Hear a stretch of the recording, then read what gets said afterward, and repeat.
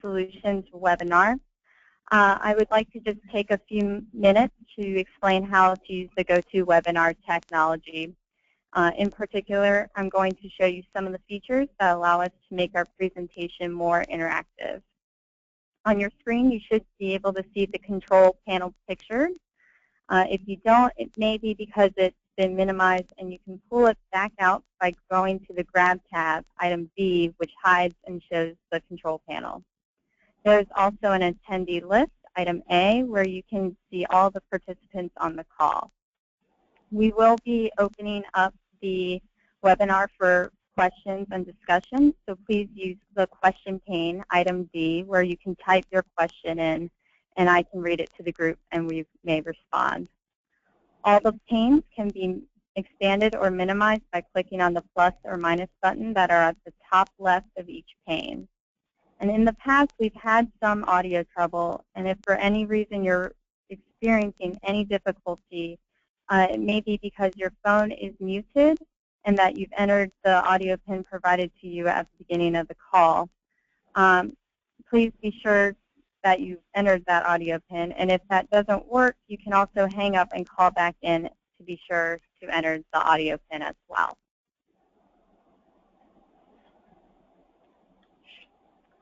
So welcome to today's Technology Solutions webinar. My name is Caitlin Donnelly. I am the Strategic Partnerships and Development Officer here. This webinar is being recorded, and we will be sharing the recording on our YouTube channel.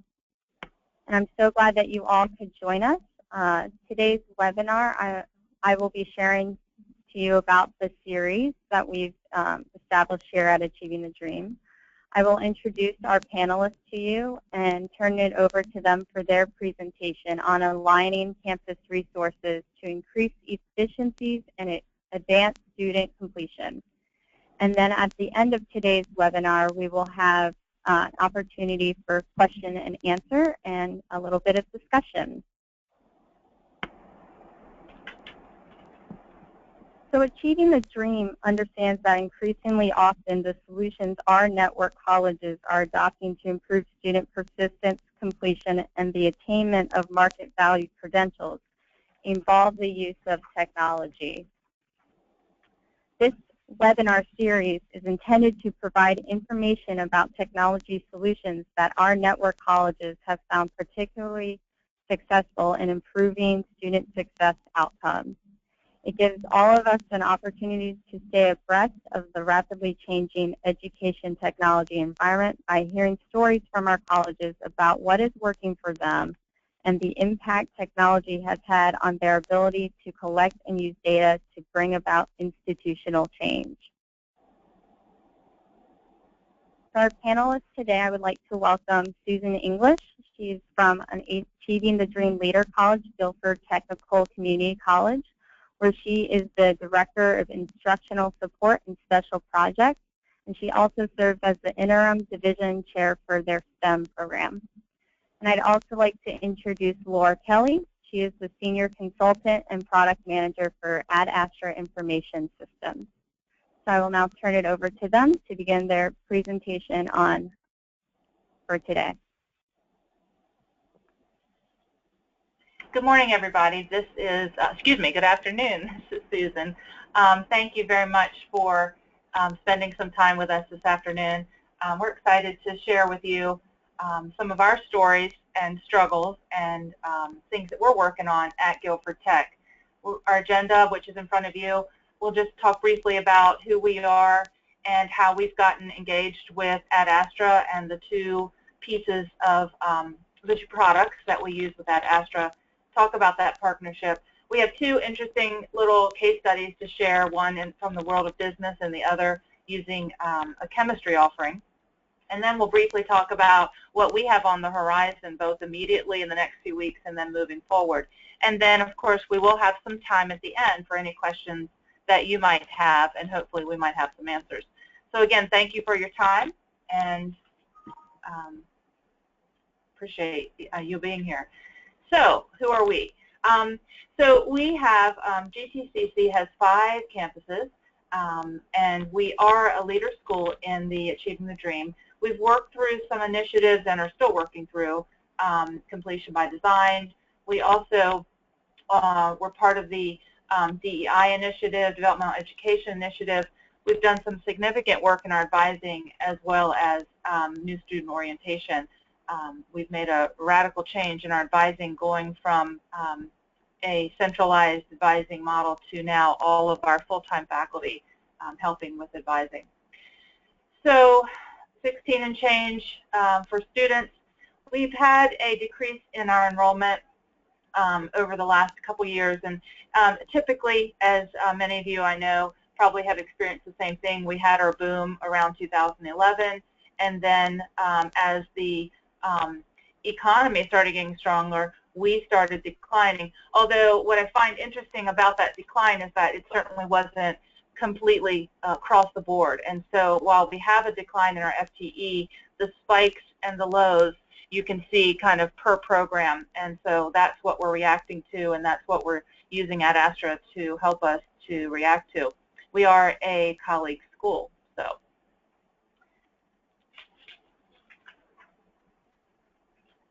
Hi, this is Laura Kelly. I just want to echo Susan and Caitlin's gratitude for being with us today and tell you a little bit more about at Astra and who we are.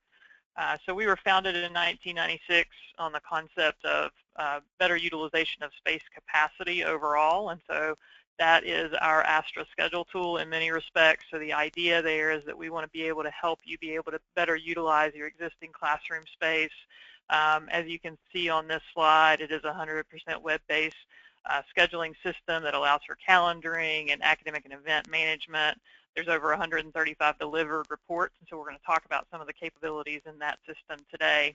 But one of the things that we realized as we were working with clients who were implementing this scheduling tool is that sometimes the biggest challenge associated with space and with capacity is really your course offerings. And that's what led us in the early 2000s to look more at how could we help institutions be able to build that schedule and to make sure that it's in alignment with what students need and it's being done in an efficient way.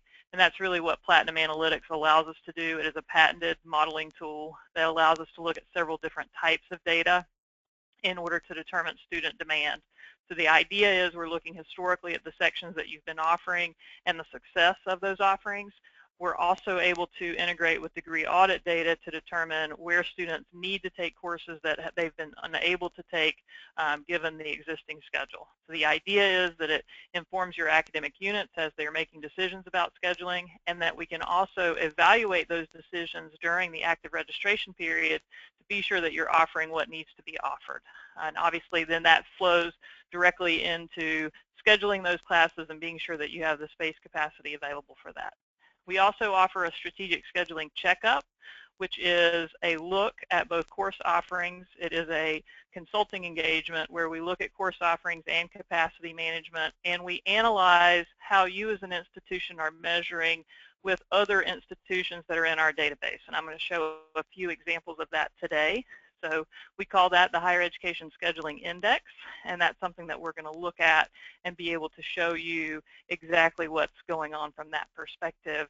And so ultimately, all of our products are converging together, and we're just focused on the concept of how can we help institutions schedule better overall. So whether that's from a course offerings perspective or capacity perspective, that's where we're going. And certainly that leads us to this partnership slide with GTCC, because they have been implementing both of those solutions and moving toward that ultimate vision. Yes, wonderful. So our context for scheduling, we started by, first of all, well, let me backtrack. We started with at Astra in the fall of 2013, and through the work of that year, we were able to stand up the product in the fall of 2014. And our purpose for using the software, one of our purposes, was to try to better to understand our space, try to use our space in a more efficient way. You know, to look for the classes that might be doing what's called a bottleneck with our space. We wanted to use our space wisely. When I first got to the school, oftentimes I would hear we're out of space. When in reality, through Astra, looking at actually what we're using and what we have, it really was not the case, that we're out of space. And so we also wanted to be able to look at ways to kind of align our courses, align our schedules, so that we could better use our full-time faculty. I'm sure many of you in the world of community college might have areas or certain programs or certain disciplines where finding the adjuncts can be difficult. So if we could better use our full-time folks and be able to maximize their time, then that wouldn't be such the hardship with that. We are currently doing a pretty major, what we're calling curriculum efficiencies project.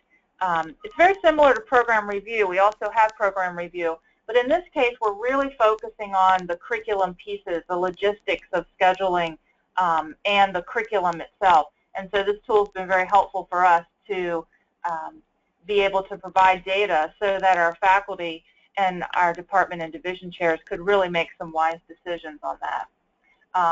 We're excited. We just got started with the analytics piece, of which we're currently using right now. We are, as I mentioned, with our efficiencies review, and in combination with the declining enrollment that I mentioned, we have several areas that have really grown, and then we have areas that have not. So, for example, we're part of the DevEd initiative, at which we really did a major redesign on developmental education. And that, in combined with multiple measures, has really shifted where or what, for example, what English and math courses our folks need. And so that all in itself has changed not only what classes students need, but then also how we're delivering it. So, we've gone to an Emporium-style Dev Math, for example. Well, that takes a different kind of room than a traditional lecture. And so, again, we've had these shifting. And so the students, while we've got this decline in our enrollment, they're actually just kind of moving. It's a similar number, but they're taking different things. We've got technical programs that are booming, and some of our, of course, some of our gen ed areas are growing. But as I mentioned, our developmental reading and math, or English and math, has really declined due to all these other initiatives to help with student success. So this, we've been able to, actually look at where we can put students and what kind of schedule can we put together so that they can stack as many courses as they would like and try to push forward to a full-time schedule if possible. So one of the tools that we are using to help institutions like GTCC, as I mentioned, is this Higher Education Scheduling Index, which allows us to look at the institutions that we've measured, and this is just a footprint of what we've been able to look at. There are 33, which that's a little bit confusing on that for your private, but there are 33 community colleges that have participated with us in this study. And one of the things that we look at is how you are scheduling, and the idea is not only does it let us look at kind of health overall, but there's 30 different indices that let us compare you to other institutions. Now keep in mind, some of these metrics are things that did not exist prior to us looking at this type of data in this way. So I'm going to throw some terminology at you, especially on the next slide, that's going to maybe a little bit new, but I think you'll follow along with me. So the first one is enrollment ratio, and we're going to build on enrollment ratio with some of the things that you see on this slide. So enrollment ratio at its very core is just a course-by-course comparison of the seats offered in your schedule versus the seats that are taken or filled. So for example, if you offer 4 sections of a course and 75 total students are in there, and you have 25 seats in each one of those sections, then your enrollment ratio is going to be 75%. And so I was not a math major, but even I can do that math. And 75% tells us something about the schedule. So the idea is that we want to be able, on a course-by-course basis, to understand how well you are achieving your goals of what you have listed from a maximum enrollment. We build on that with a concept called sort of balanced, underfilled, and overloaded courses. So balanced courses, I'm going to start with the middle, is really where we want the majority of your courses to be. So we feel like courses that fall between 70 and 95% are the sweet spot. That's where you have enough enrollment to warrant offering the section, but also you aren't getting into a danger zone where potentially students can't get sections or seats in sections during that drop add period. And so balanced is where we would want, again, the majority of your courses to fall. So our goal in working with institutions is 60% to be in balance. Overloaded is where you are getting into that danger zone. So sometimes 100% isn't good. It means that things are a little bit too full and you don't have a lot of flexibility. And what we don't know is, are you completely filled because you met all of the demand and need from the student, or have you just been offering 100 seats every time, but there's really 50 additional students out there that would like to take the course? And that's something that we want to be able to look at and evaluate. So 10% is our goal there.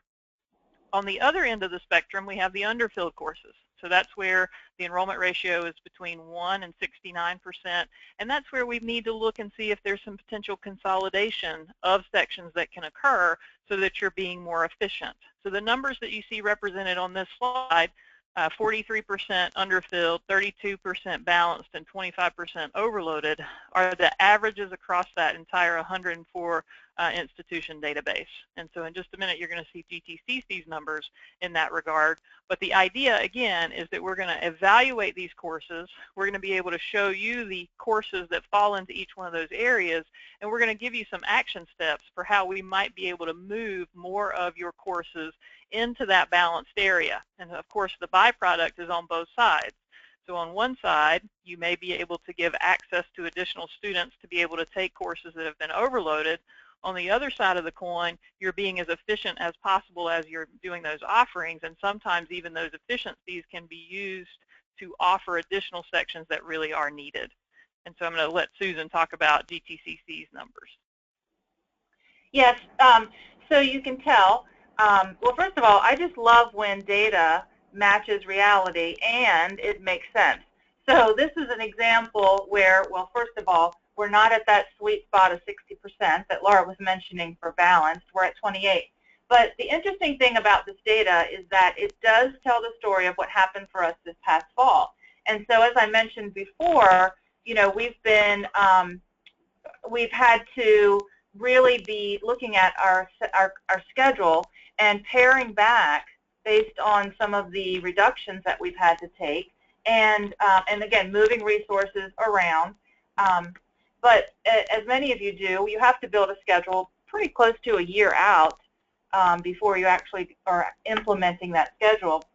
And so as the time period went through, as registration went by, you know, at times we were cutting back classes, trying to pare back our offerings to make sure that we had the faculty, and of course paying attention to things like just the traditional fill report, you know, and just watching what students were demanding and pulling back the ones that they weren't.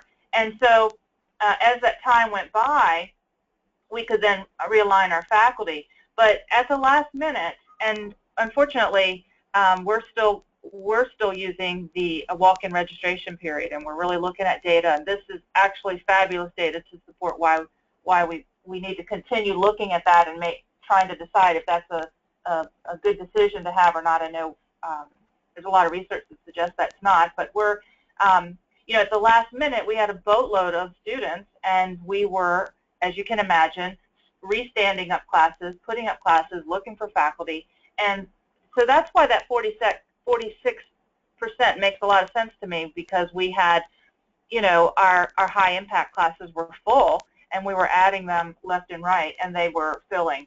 And then the underfilled piece of 25%, as I mentioned earlier, these are the classes we would be looking at, and we're trying to do a better job with our curriculum efficiencies project, and trying to make sure that we're offering classes at a reasonable fill rate to be efficient.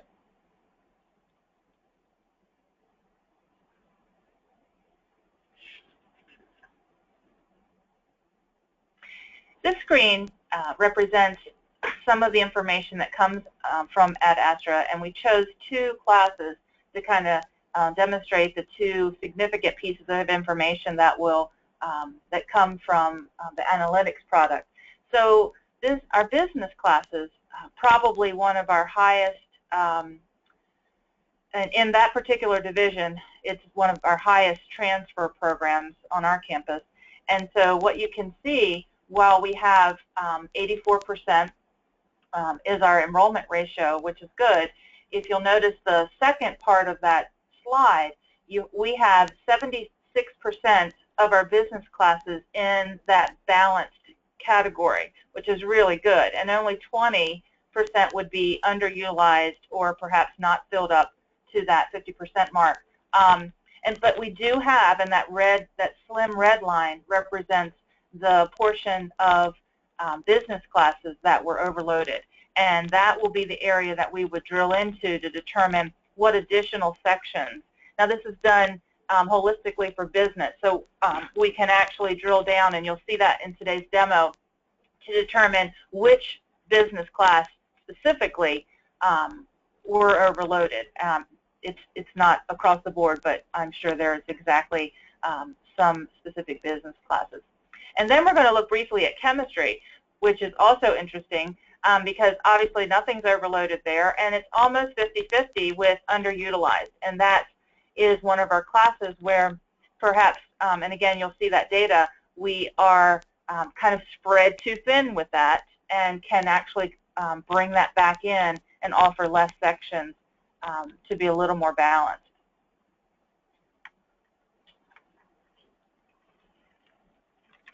So this is speaking to not only kind of the course offerings, but bringing it back to that classroom capacity. So one of the things that Susan was really interested in is, you know, instead of offering additional sections, would they have the space capacity to be able to offer additional seats in the existing sections?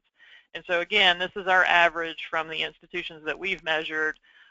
The average enrollment capacity for classrooms is 36. The average class enrollment is 22. So where possible, from a pedagogy perspective, you can see that 62% filled based on that information.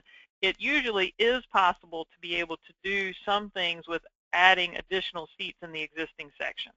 Now, there are certain areas where certainly you wouldn't want to be able to do that, but I think Susan and her group looked for ways that they would be able to and are continuing to do that, and you'll see some specific data on their situation on the next slide.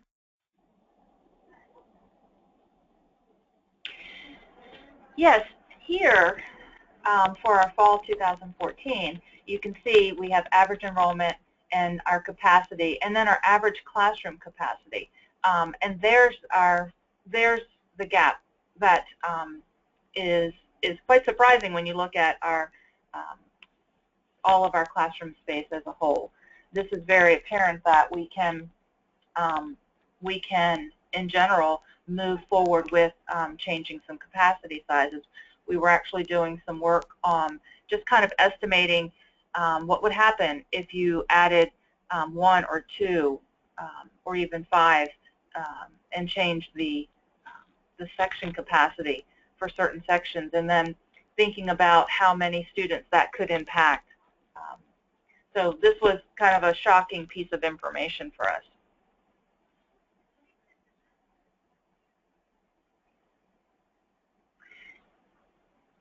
So again, as I mentioned at the beginning, one of our main reasons for being engaged with Astra had to do with scheduling and trying to do a better job with our capacity. You know, we started with, believe it or not, a big fat binder with a page for every room that we had. And so what that meant was when you're looking for an available space, you really were flicking through a binder per campus to make that happen. And so we were very fortunate to be able to use technology to help that process, and not only just to use the technology for the sake of using it, but to make us more efficient.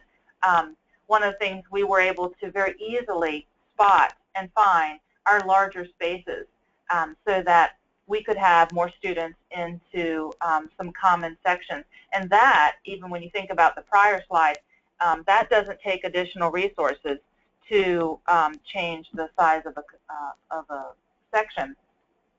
What we found out, and maybe this is true at your campuses as well, is that folks were pretty much scheduling in their favorite and traditional places. And so I always like to kid around with the math folks because I've taught math myself, but we want to have the very small Calc 3 class in the large lecture room just because it was next to our office.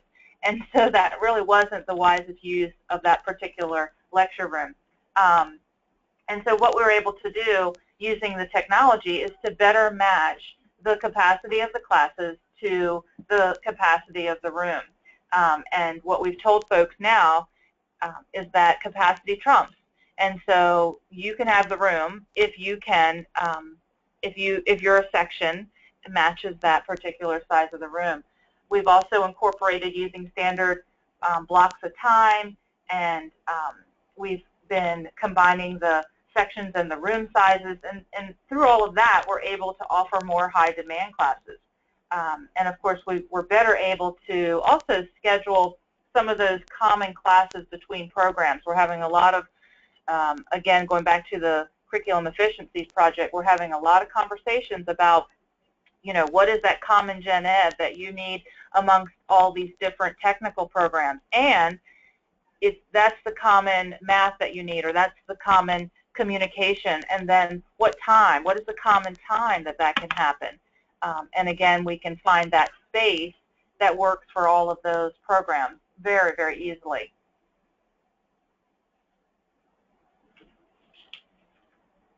So this is, so obviously we've been talking a little bit about Astra schedule in that example. Now we're moving a little bit more to a more platinum concept. We're going to transition in just a moment, and I'm going to show you a little bit of a demo pretty quickly here so that we can keep on track. But I wanted to give you just a little case study of an example. So this, we're going to be looking at the DBA 110 course, and I just want to give you a little background information. It's required for database management, which is a concentration inside of computer technology integration. It's also required for some other programs, accounting, global logistics, other concentrations inside of computer technology integration, some of the business programs. And so one of the things that GTCC was doing is building and moving folks to a new campus called Cameron Campus. And this was one of the programs that was designed to move in that direction. And so I just wanted to show you some of the data that we can use to help them in that effort and in that regard. And then also I want to show how there's also some online offerings that are helping to support business in the other areas as we look at this data. So Caitlin is going to pass control over to me, and I'm going to show a couple of examples.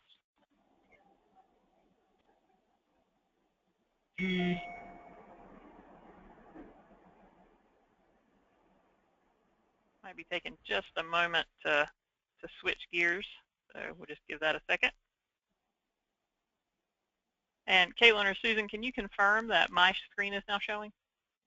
Yes, you're fine. Okay, excellent. So again, this is one of the main screens within Platinum Analytics. So the idea is that you have an analysis run which is looking on a course-by-course basis to determine how many seats and sections should be offered.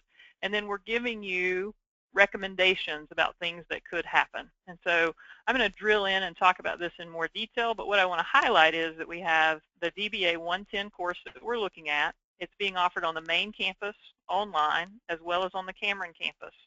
And just in very general terms, you can see that we're recommending some additions on the main campus, and that potentially we might want to eliminate that on the Cameron campus. And I want to talk about that in more detail and why the recommendation is happening that way and what we want to do and how we can use this data to be helpful.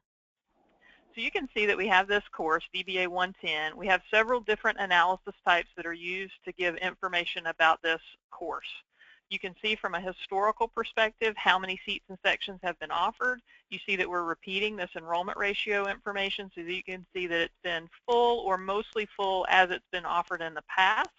You can see that from 13 to 14, one fewer section was being offered in the baseline term.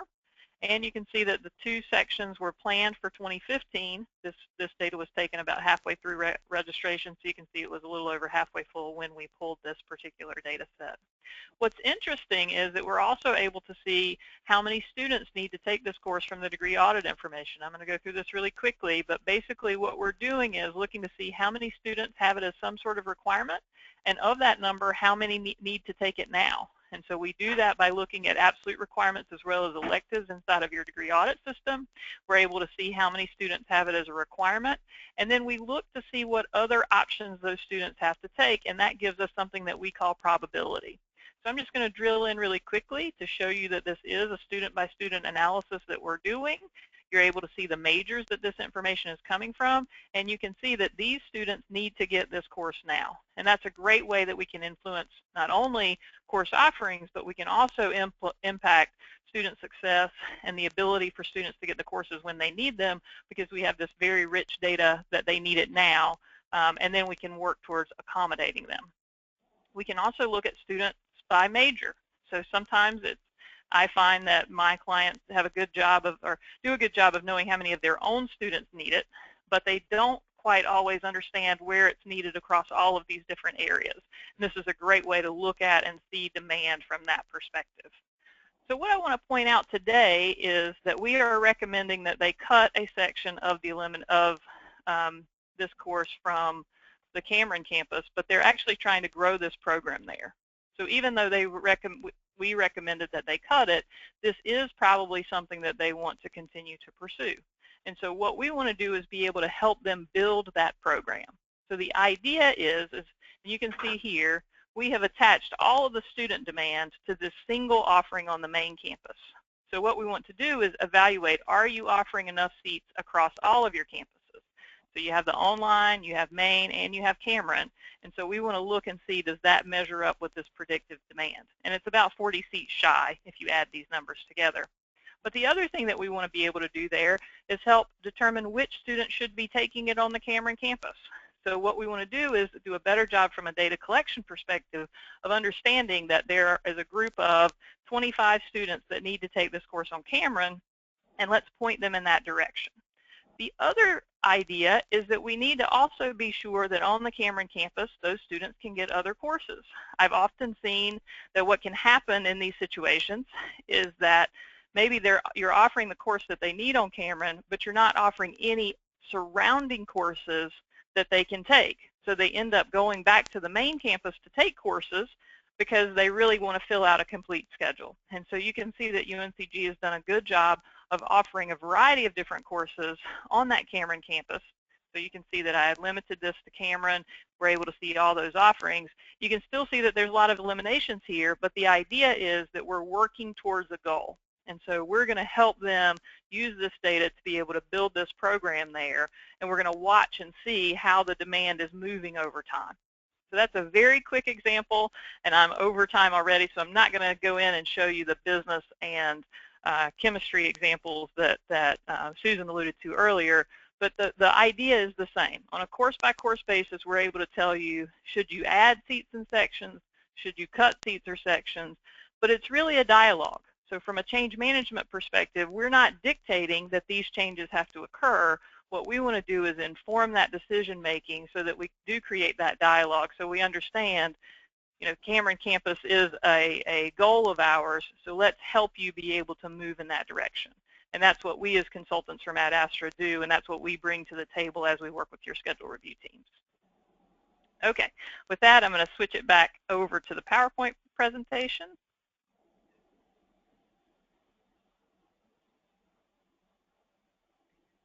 And we're going to talk about some of our next steps.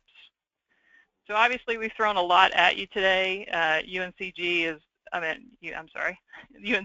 former institution, but GTCC is who we're talking about. And so we're working with them right now, as Susan mentioned, to roll out Spring 2016. So we've been analyzing their tentative sections and making recommendations. We're also doing some registration velocity reporting around snapshots. So the concept there is we're looking to see how quickly courses fill. So one of the things that Susan mentioned is around their walk-in registration. So what we want to be able to do is take snapshots in time of where the registration existed so that we can figure out, did all of this really occur during that walk-in registration period, or were really some of these sections already full 2 weeks into the registration cycle? And so our report should be able to help us do that. Susan mentioned that they're doing their program health and curriculum review around efficiencies, and so we're working on providing some program completion data to them to help them in that effort. And then, as I mentioned on the DBA 110 example, we can review those program offerings across campuses to be sure that students can get a full schedule. And then finally, as we move into fall 2016, which will be coming up sooner than most of us want to admit, we're going to help them with the analysis and planning. And Susan may have some additional things that she wants to mention around the next steps from their perspective. Well, all of these steps that Laura's mentioned fit nicely with the efficiencies review that we're having this fall as well, because we're really having cross-division conversations about the logistics of delivering our courses. And I mean, the logistics is a broad range of things, including sequencing and are we having summer courses, course caps, but we're really drilling down to typical room usage and what size would be appropriate, or based on the class modality or the pedagogy, can we increase the section cap? What's the right size? And really getting folks to look at, are we filling classes at an appropriate fill rate? And so the data that we're able to mine out of Astra really gives folks some accurate data as opposed to just kind of wondering about it, and also being able to make some wise predictive moves, which is oftentimes a challenge. I don't know whether to put another section up or not because I don't know if it's going to fill. That's the question that we hear so often. So that's some of the ways that we're going to be moving forward with the information. Well, thank you, Susan and Laura. And now we will open up the floor for more questions. As a reminder, you can type your question into the question pane there. But to begin, we did receive one question previously, and this is directed for Susan. How do you take the data and roll it out across your institution? In other words, what change management strategies did your institution undertake? Sure, good question. We've been able to, just because as a much better awareness of our data as it relates to facilities, specifically our rooms and what's in the rooms, what resources are in the rooms, what's the size of the room, we've been able to begin to look at, again, cross-divisional characteristics of our schedule. And so, for example, we were able to begin to look at one of our semesters, our fall semester, you know, around 2,100 sections. Pair that with being able to look at our resources and see that we've got about I don't know, 340 regular classrooms, of which 75 of them are rather large. And you saw that from an earlier slide with that average at 36. We have 75 rooms that are pretty large. Now, of the 2,100 sections, we only had about 150 sections that were greater than 30. And the bulk of those were science. And so, you know, as a lot of you do, you know, the larger biology lab and then the breakout, the larger biology lecture with the breakout into the lab. So we could drill down even further to find out we only had about 45 sections that were quote-unquote larger, I'll just say using 30, greater than 30, and yet we had 75 rooms. So that kind of awareness was huge for us, and it was definitely new information, and being able to put our fingers on it was really helpful, and to have conversations around real data, and again, across all of our divisions has been really very good for us. And we have another question. Is the data updated continuously, or is it live? Yes, the data, and Laura, you can speak to the analytics piece, but the Astra data is live with Colleague. They do talk. We've got it set, I think, like every 15 minutes. We upload the schedule, but even though we do a mass upload of the schedule when it's ready, any edits are happening live pretty much. If any room changes happen every 15 minutes, any new classes happen once daily, like I think we refresh it like 5:30 in the morning for every class. So yes, the answer is it's very live and connected with colleagues. Great. And we have time for one more question. And this comes from another attendee. Do you have a dedicated person who really works with the data and presents the information at your campus? Yeah, I guess kind of. That would be me. Although we are really beginning to build up the capacity of our division chairs, which kind of like a dean position. That's what I'm also an interim division chair, and so we've really begun to get that information out, training them to be able to mine information, and I help out as well, and so that's how we're going to drill down to department chairs as well with that. But division chairs are really held accountable to make sure that our schedules are running in an efficient way. And so I really feel strongly that our division chairs are going to begin to really use the information and learn how to use it themselves. And just from Ad Astra's perspective, we do try and work with a group on your campus, especially in the early stages as we're rolling out the data, so that they feel comfortable with the decisions that they're making.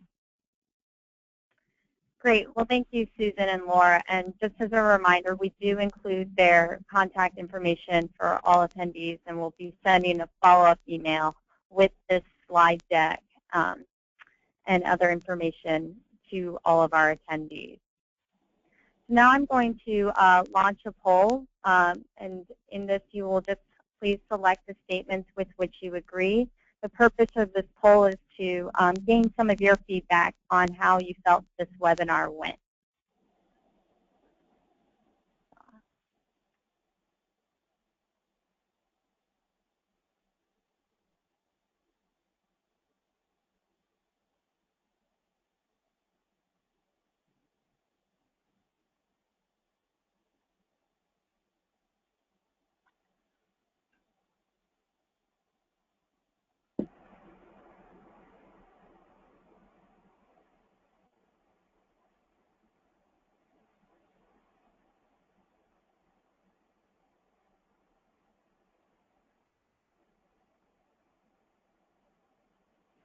Okay, great. I appreciate all of you sharing your comments, and I'll go ahead and show the poll up here.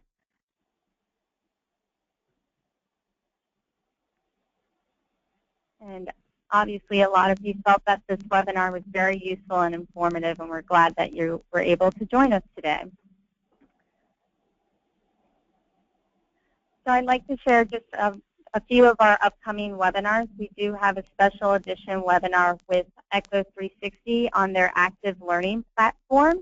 We have entered into a partnership with them and are going to be conducting a study. And so for this webinar, we will share more about the active learning platform, its use in teaching and learning, and how your institution can join the study cohort. And then we also have our October Technology Solutions webinar, and this will be with Achieving the Dream Leader College, Davidson County Community College, and Engage Learning. So again, thank you to our presenters, Susan and Laura, and I appreciate everyone for joining the webinar today, and I hope you have a wonderful rest of your week.